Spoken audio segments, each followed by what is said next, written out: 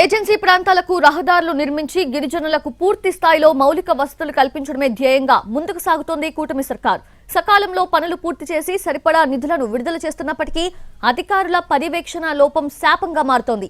రహదారి నిర్మాణం పూర్తి కాకముందే రాళ్లు తేలి పెచ్చులుగా ఊడిపోతున్నాయి. ప్రారంభోత్సవం సమయానికి అటు ఉన్నతాధికారులకు ఇటు ప్రజా ప్రతినిధులకు గుంతల రోడ్లు స్వాగతం పలుకుతున్నాయి. కాంట్రాక్టర్లు గిరిజన ప్రాంతాలలో రహదారులను నాసిరకంగా నిర్మిస్తున్న అధికారులు ప్రేక్షక పాత్ర పోషిస్తున్నారని వాపోతున్నారు అక్కడి ప్రజలు.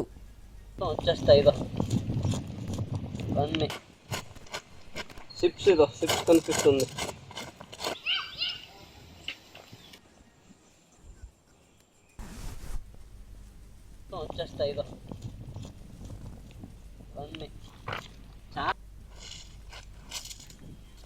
పార్వతీపురం మన్యం జిల్లా కురుపాం మండలం అంటిజోలా నుండి కనిగ గ్రామం వరకు నిర్మిస్తున్న రహదారి అధికారిక ప్రారంభం కాకముందే పెచ్చులుగా ఊడి గుంతలుగా ఏర్పడింది. ఎన్నో ఏళ్లకు తమ గ్రామాలకు రహదారి నిర్మిస్తున్నారు అనే సంతోషం కన్నా రోడ్డు ప్రారంభం కాకముందే రహదారి మరమ్మతులకు గురైందనే దుఃఖం ఎక్కువైందంటున్నారు అక్కడి గిరిజనులు.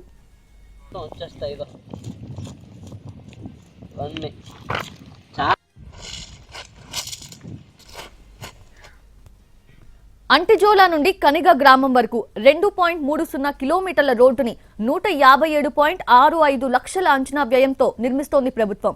ఆ రహదారి పనులు పూర్తయితే అటు ఒడిశా రాష్ట్రానికి ఇటు శ్రీకాకుళం జిల్లాకు ప్రయాణం సుఖమయమవుతుందని అక్కడి ప్రజలు అనుకున్నారు. అయితే అధికారుల పర్యవేక్షణ లేక కాంట్రాక్టర్లు ఇష్టానుసారంగా రోడ్లను నిర్మిస్తున్నారు.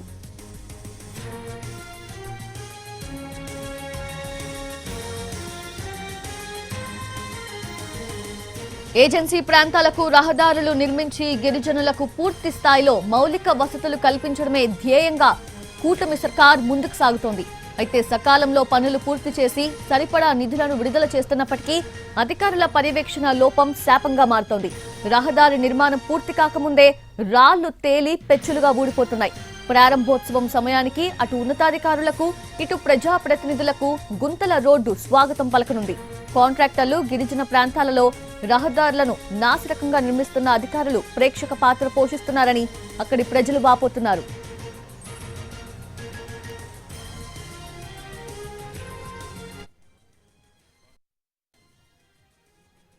కిలోమీటర్లు దీనికంత శాంక్షన్ 1,58,00,000.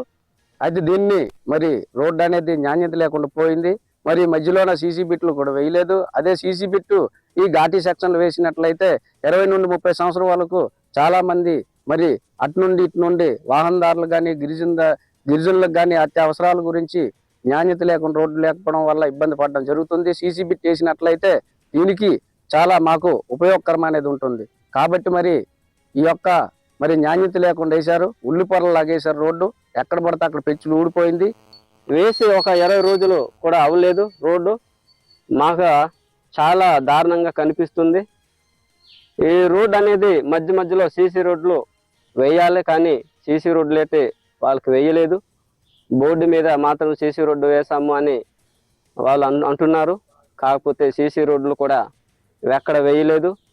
ఈ ఘాటీ సెక్షన్లో